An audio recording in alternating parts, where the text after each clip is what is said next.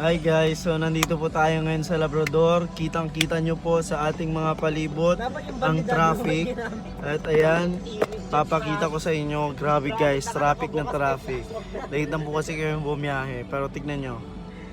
Ayan guys, mula dun sa tulay na pinanggalingan namin dun sa kabila pa at papunta doon, Paswal.